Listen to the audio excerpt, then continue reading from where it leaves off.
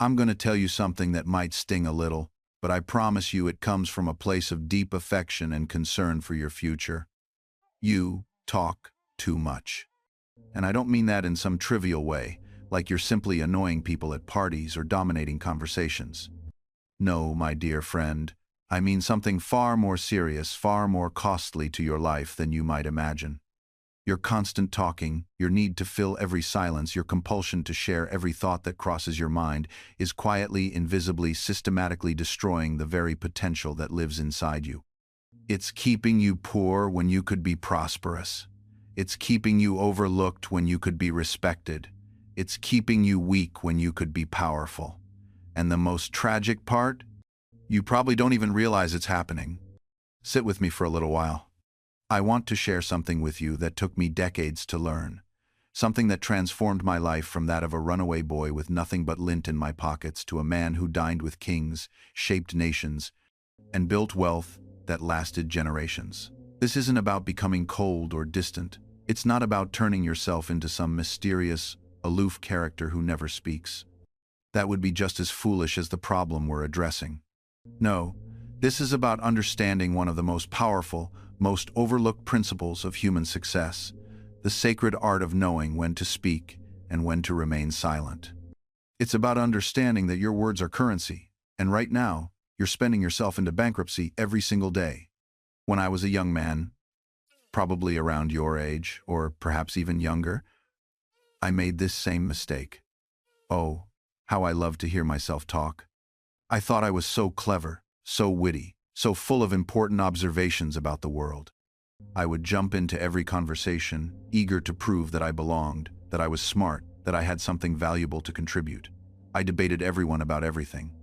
I corrected people when they were wrong. I shared my opinions freely and frequently. And you know what happened? People avoided me. Opportunities passed me by. Doors that should have opened remained firmly closed. I was talking myself out of the very success I was trying to talk myself into. The irony was almost comical, except that it was costing me dearly. And then came the breakthrough, though not in the form I expected. I was at a networking event, another one of those gatherings where everyone's performing their best version of confidence. I'd just finished what I thought was a compelling pitch about my services to a potential client. She listened politely, nodded at all the right moments, and then asked me a question that stopped me cold. That all sounds impressive, but what do you actually do? I stood there, stunned. I just spent 5 minutes explaining exactly that, hadn't I? But in her eyes I saw only confusion, not understanding.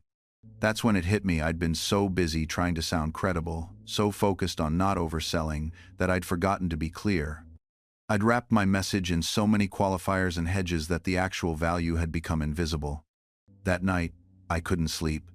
I kept replaying not just that conversation, but dozens of others. How many times had someone's eyes glazed over while I was explaining what I did? How many potential clients had smiled and said, "I'll think about it," when what they really meant was, "I have no idea what you just said." I realized I'd been operating under a false assumption that being modest and understated was the same thing as being professional. But there's a massive difference between arrogance and clarity. Between boasting and simply stating what's true, I'd been so afraid of crossing some invisible line into huckster territory that I'd planted myself firmly in the land of the forgettable. The truth was uncomfortable. I'd been hiding. Not deliberately, but hiding nonetheless. Behind careful language and diplomatic phrasing, I'd been protecting myself from the vulnerability of making a clear claim. Because here's what nobody tells you about underconfidence: it feels safe. If you never really put yourself out there, you can't really be rejected.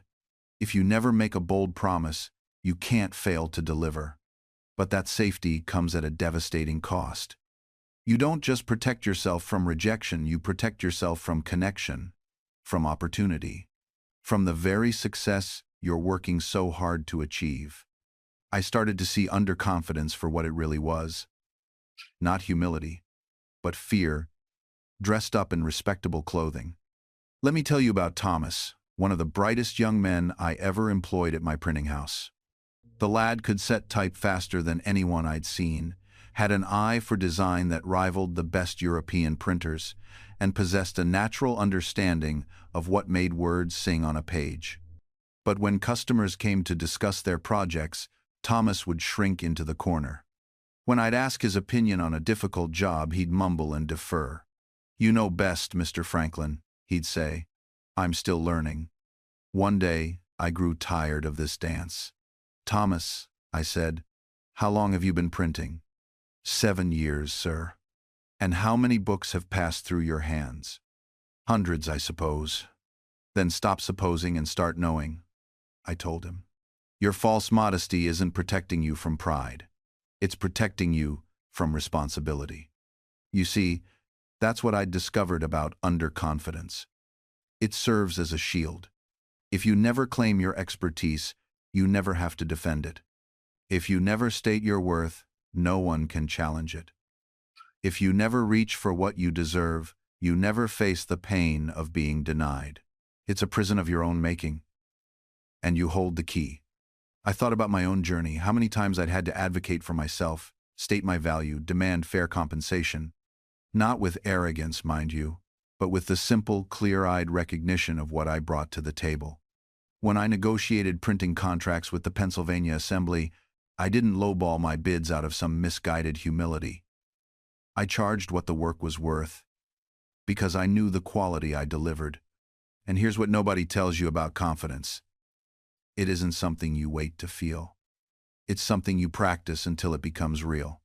When I was 17, working in my brother's print shop in Boston, I wanted to be taken seriously as a writer, but I knew nobody would listen to a teenage apprentice. So I created Silence Dogood, a middle-aged widow with opinions on everything from education to fashion. I wrote letters in her voice and slid them under the door of my brother's shop at night.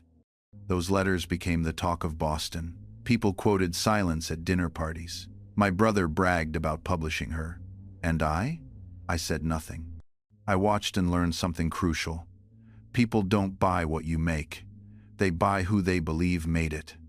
The quality of my writing hadn't changed, but wrapped in the identity of someone credible, suddenly it mattered. That's not deception, that's understanding human nature. We trust the messenger as much as the message. When I finally revealed myself as the author, my brother was furious. Not because I'd deceived him, but because I'd proven I didn't need his name or permission to succeed. I left Boston shortly after and arrived in Philadelphia with nothing but the clothes on my back and a few coins in my pocket. Here's what I learned in that moment. Your value doesn't depend on anyone's approval. Not your family's, not your competition's, certainly not your clients'. By the time I opened my own print shop, I made a decision. I wouldn't compete on price. I'd compete on something else entirely: reliability and innovation. When I promised a job by Thursday, it was done by Wednesday. When the standard was good enough, I made it exceptional. Not sometimes, every single time. You know what happened? I could charge more. Not because I manipulated anyone, but because I eliminated their risk. A client who hires the cheapest option is gambling. A client who hires proven excellence is investing. And here's the part that transformed everything. I stopped calling them clients and started treating them as partners in my success. Because when someone agrees to pay you what you're truly worth, they're not just buying a service, they're betting on your vision, your integrity, your commitment to their success. That deserves respect.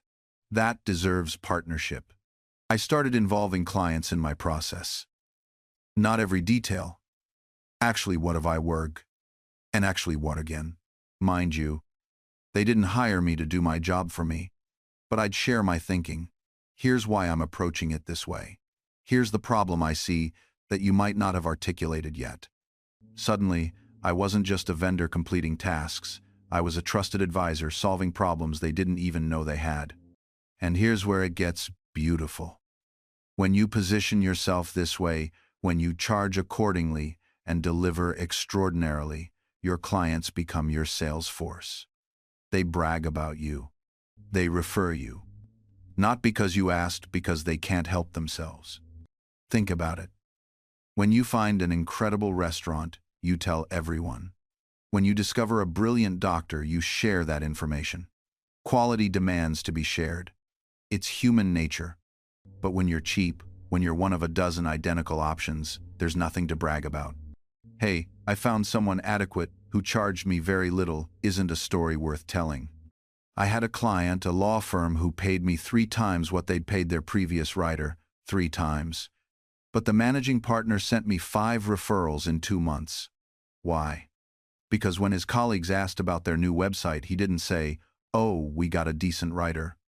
He said, "We invested in the best, and you can see the difference." Pride. He was proud to work with me, and that pride was worth far more than any discount I could have offered. This is what people misunderstand about premium pricing. They think it's about the money. It's not. It's about the relationship. It's about mutual respect. It's about creating something together that both parties are proud of. When you charge premium rates, you attract premium clients, people who value excellence, who understand investment, who want a partner, not a vendor. And here's something else I learned the hard way. Cheap clients are expensive. I know that sounds backward, but stay with me. That client who haggles you down to rock-bottom pricing, they're going to demand the most revisions. They're going to question every decision. They're going to consume 3 times the hours you quoted because they don't trust your expertise. After all, if you were really good, wouldn't you charge more? I had one of these early on, a small business owner who wanted a complete rebrand for what amounted to pocket change. I took it because I needed the work, because I thought any client was a good client. Friend, I was wrong.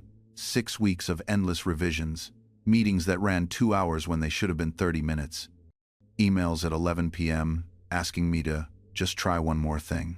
By the end, I'd worked probably 80 hours for what broke down to about $15 an hour.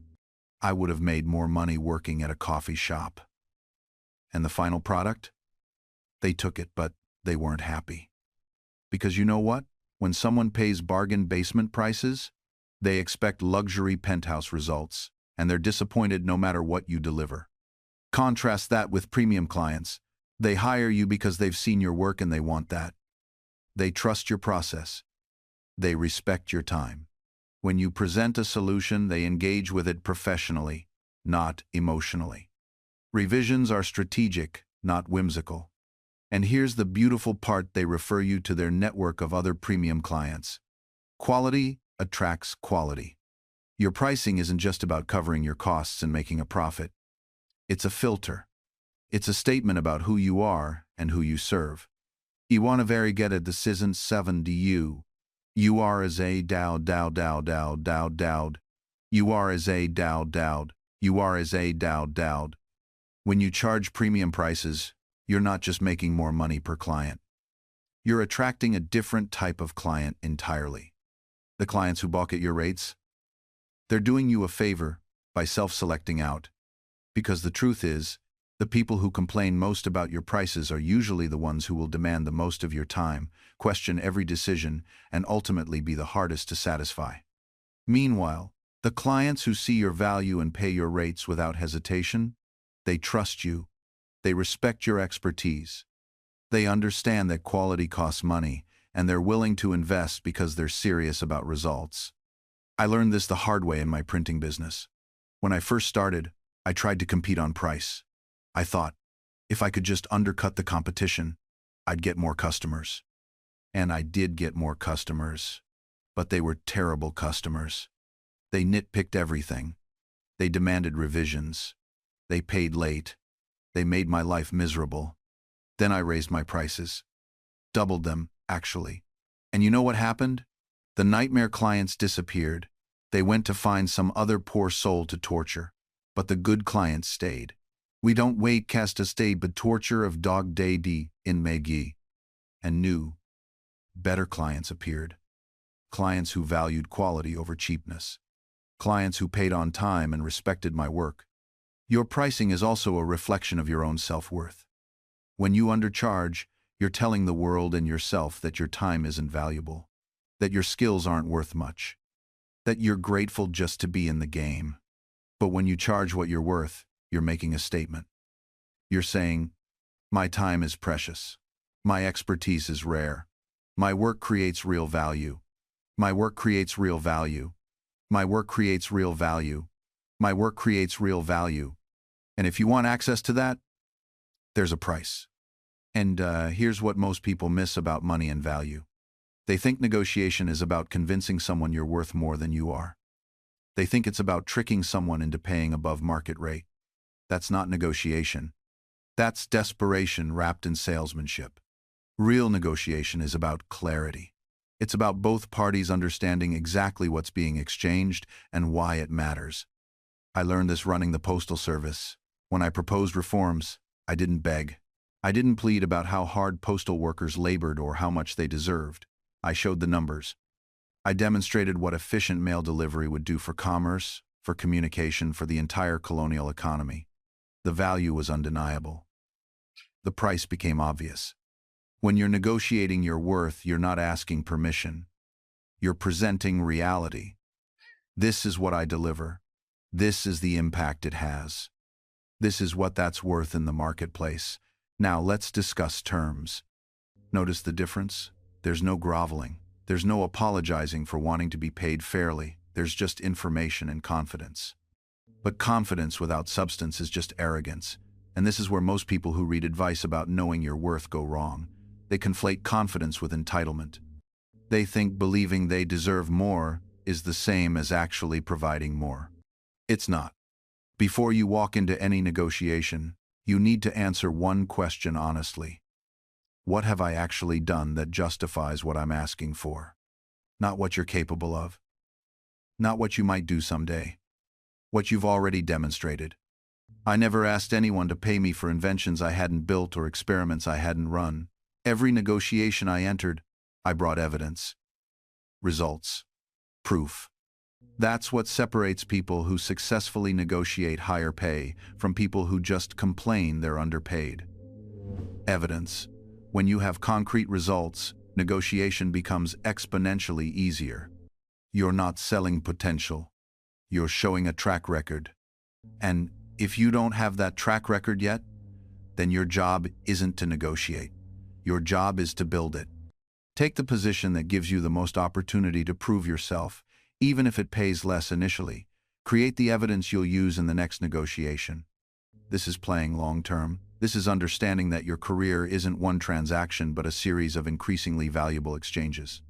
And here's what happens when you play that long game. People start seeing patterns. Your manager notices you don't just complete projects, you elevate them. Your skip level notices you make everyone around you better. That VP who saw you present once remembers your name 6 months later because you solved a problem nobody else was addressing. This is how you build what I call negotiation gravity. You become someone opportunities bend toward. You stop chasing promotions and start getting pulled into them. I've watched this transformation dozens of times.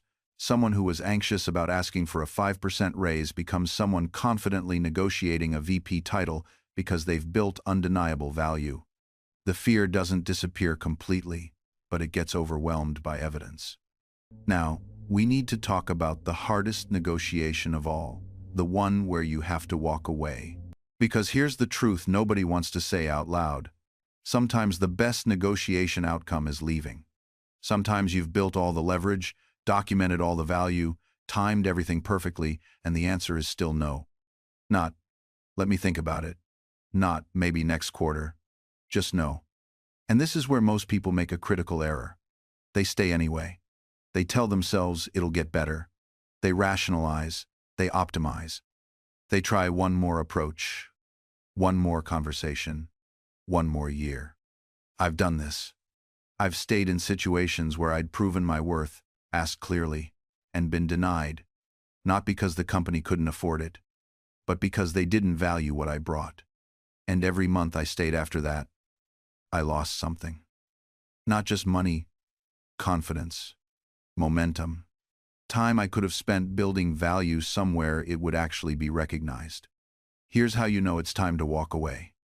You've had the conversation. You've been specific about what you want and why you've earned it. You've given them time to act. And nothing changes. Not the title, not the compensation, not the trajectory. That's not negotiation. That's being managed. And the moment you realize you're being managed rather than valued, the real negotiation begins. With yourself. Can you afford to leave? Do you have options? Have you been building relationships outside this company? Or have you put all your emotional eggs in this one basket? This is why external market conversations matter so much. Not because you're always looking to jump ship, but because you need to know your options are real. You need to know that if you walk away from this negotiation, you're walking towards something, not just into uncertainty. I learned this the hard way during one negotiation where I thought I had leverage because I'd been there 5 years and they needed me. Turns out, loyalty without options is just dependency wearing a different name. They lowballed me because they sensed I was emotionally invested in staying. And they were right. I had no external conversations happening, no sense of my market value, nothing but hope and history. Compare that to a friend of mine who casually mentioned during her review that she'd been approached by 2 competitors that month. She wasn't threatening to leave. She didn't have to. The mere fact that the market was actively courting her shifted the entire dynamic. Her manager immediately started talking about acceleration opportunities, equity refreshes, title changes. Same company, same budget constraints they'd claimed existed.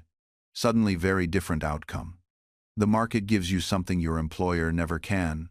Objective feedback on your value. Your boss might genuinely believe you're worth what they're paying you, or they might be operating under outdated assumptions about what talent costs now. The only way to know is to test the waters, to have conversations, to let yourself be courted even when you're not actively looking. And here's what those conversations do beyond just giving you numbers. They recalibrate your sense of what's possible. You start to realize that thing you've been tolerating, that impossible manager or that soul-crushing project or that ancient tech stack, isn't actually the price of employment. Other places exist. Better situations exist. You have choices. This psychological shift is enormous. You walk into negotiations differently when you know you have options. Your voice steadies. Your requests become clearer. You're not begging or demanding, you're simply stating what it would take for you to stay. And if they can't meet that, you're genuinely okay walking away because you know what's waiting on the other side. But let me be clear about something. Having options doesn't mean you should manufacture fake offers or bluff. That's a dangerous game that can backfire spectacularly. I'm talking about genuine market awareness, real conversations, actual interest from other companies. Your employer can smell desperation, but they can also smell dishonesty. What you want is the quiet confidence that comes from knowing you're choosing to be there, not trapped into staying. Let me share something that happened to me in 1758. I was representing Pennsylvania in London, negotiating with the Penn family about taxation. The negotiations dragged on for years, 5 years, to be exact. And you know what kept me from accepting a terrible deal out of sheer exhaustion? I had other options. I had my printing business back home. I had scientific work I could return to. I had correspondence with scholars across Europe who valued my contributions. The Penns couldn't starve me out because I wasn't desperate. That's the position you want to build for yourself. Not because you're planning to leave tomorrow, but because having options fundamentally changes how you're treated today. Here's what actually happens when you have genuine alternatives. Your manager starts treating your time differently. Those pointless meetings that could have been emails, suddenly they become emails. That project you've been asking to lead for 6 months, suddenly you're the obvious choice. That flexible schedule you requested, suddenly it's something we can work with. I've watched this pattern repeat itself across 3 centuries of human behavior. The person who must accept whatever's offered gets the minimum. The person who could walk away tomorrow gets consideration, respect, and negotiation. And this is crucial, you can't fake this. Your boss has been managing people longer than you've been working. They can tell the difference between someone who's actively interviewing versus someone who's just trying to manufacture leverage. The former is a retention risk they need to address. The latter is just playing games, and games have consequences. So, what does building real options look like in practical terms? It means you're not just updating your LinkedIn profile, you're actually engaging with your industry. You're commenting on developments, sharing insights, building your network not as a transaction but as genuine professional development. It means when a recruiter reaches out, you take the call, not because you're job hunting, but because knowing what's out there, what skills are valued, what companies are paying, that's just good career intelligence. I used to say, an investment in knowledge pays the best interest. Well, market knowledge is part of that investment. It means you're keeping your skills sharp in ways your current job might not require. That new technology everyone's talking about? You've at least experimented with it. That certification that's becoming industry standard? You've looked into what it takes to earn it. You've done the reconnaissance, the strategic planning. You've positioned yourself as someone who's not just reacting to trends but anticipating them. Who's not waiting for permission but preparing for the moment when opportunity and preparation collide. And here's what I've learned after decades of watching careers unfold. That preparation, that quiet, unglamorous work you do when nobody's watching. That's what separates the people who get lucky from the people who stay lucky. Because luck isn't random, not the kind that builds careers anyway. Luck is what happens when your invisible work becomes suddenly, undeniably visible. It's the promotion that seems to come out of nowhere but actually came from 18 months of you teaching yourself project management frameworks while everyone else was complaining about their workload. It's the consulting opportunity that lands in your lap because you wrote one thoughtful LinkedIn article 9 months ago that the right person happened to bookmark. It's the conference speaking invitation that appears because you'd been consistently sharing insights in a small online community, not trying to go viral, just genuinely contributing value. See, most people think visibility means shouting louder, posting more, hustling harder in ways everyone can see. But real visibility, the kind that attracts genuine opportunities, comes from doing substantive work that eventually becomes impossible to ignore. You don't need 1 million followers. You need 100 people in your field who respect your judgment, who've seen you contribute thoughtfully, who think of you when something important crosses their desk. That's not built through performance. It's built through consistency, through showing up with something worth saying when you have it and staying quiet when you don't, through building a reputation as someone who actually knows their craft, not someone who just talks about knowing their craft. And here's the paradox that drives hustlers crazy. The less you chase visibility, the more magnetic you become. Because people can smell desperation from a mile away.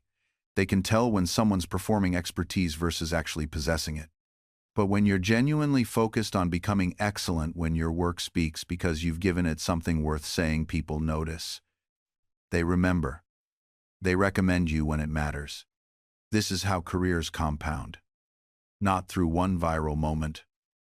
Not through one lucky break. Thanks for watching, and I'll see you next video. Through consistent deposits into your skill bank that eventually reach a critical mass where opportunities start finding you instead of you having to hunt them down. I built my printing business the same way. Every night after my day's work was done, I'd stay up improving my typefaces, learning new techniques, studying the masters in London and Paris. My competitors would drink at the tavern. I'd be experimenting with ink formulations. Was I talented? Maybe a little. But I knew dozens of printers with more natural skill who never made a name for themselves. The difference wasn't talent. It was the nightly deposits. The constant reinvestment in my craft. After 5 years, I wasn't just another printer, I was the printer people traveled to see. Here's what nobody tells you about skill development in the attention economy. The skills that matter most aren't the ones everyone's talking about. Everyone's learning to edit like a pro. Everyone's studying retention curves. Everyone's obsessing over the same tactical elements. But who's studying human psychology at a deep level? Who's reading the classics to understand timeless narrative structures? Who's learning about persuasion from sources that existed before social media? These are the skills that create unfair advantages because they're transferable across platforms, across formats, across generations. I studied rhetoric not because I wanted to be a better speaker, but because I understood that the principles of persuasion don't change. Whether you're writing a pamphlet in 1750 or a video script in 2024, the medium changes. Human nature doesn't. When I wrote Poor Richard's Almanac, I wasn't inventing new wisdom. I was packaging ancient insights in memorable, quotable formats. Early to bed and early to rise makes a man healthy, wealthy, and wise.